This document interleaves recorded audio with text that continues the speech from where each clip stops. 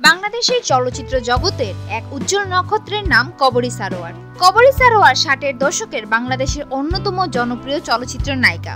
কবরী চট্টগ্রাম জেলার বোয়ালখালী উপজেলাতে জন্মগ্রহণ করেন। কবরীর শৈশব বোয়ালখালীতে হলেও কৈশোর বেড়ে ওঠা হয় চট্টগ্রাম নগরীতে। তার আসল নাম ছিল মীনা পাল। পিতা শ্রীকৃষ্ণ দাস এবং মাতা শ্রীমতী লাবণ্য প্রভা পালা।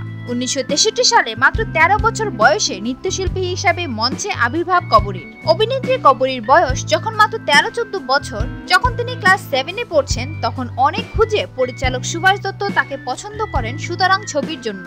সুভাষ দত্তের মনেও দ্বিধা ছিল যে এই মেয়ে পারবে তো, কারণ কবরীকে একজন গর্ভবতী নারীর চরিত্রে অভিনয় করতে হবে। সব শুনে কবরী তো কান্নায় জুড়ে দেন। কবরীকে গর্ভবতী নারীর মতো সাজানোর জন্য আশুতোষকে দায়িত্ব দেন সুভাষ দত্ত। কাজটি কিন্তু নিপুণভাবেই করা হয়। কবরী বললেন, আশু কাকা গামছা আর তার ভিতর তুলা দিয়ে পুটলি তৈরি করেন, আর ওই পুটলিটি আমার পেটের সঙ্গে বেঁধে দেওয়া হয়। খুব অস্বস্তিও লেগেছিল, আমি অনেক কেঁদেও ছিলাম। এই ধরনের চরিত্রে অভিনয় করতে চাইনি। পরে তা দেখে অবশ্য দর্শক অনেক প্রশংসা করেছিলেন। আমি গর্ভবতী কিনা এটা কেউ বুঝতেই পারেনি। সুতরাং ছিল কবরীর প্রথম ছবি।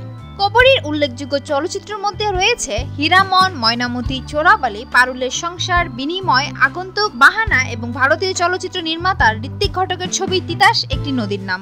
উল্লেখ্য, 2008 সালে বাংলাদেশ আওয়ামী লীগ থেকে জাতীয় সংসদ সদস্য নির্বাচন হন কবরী। বিনোদন জগতের আরো নিত্য নতুন খবর জানতে আমাদের চ্যানেলটি সাবস্ক্রাইব করতে ভুলবেন না। লাইক, কমেন্ট, শেয়ার করে সঙ্গেই থাকুন।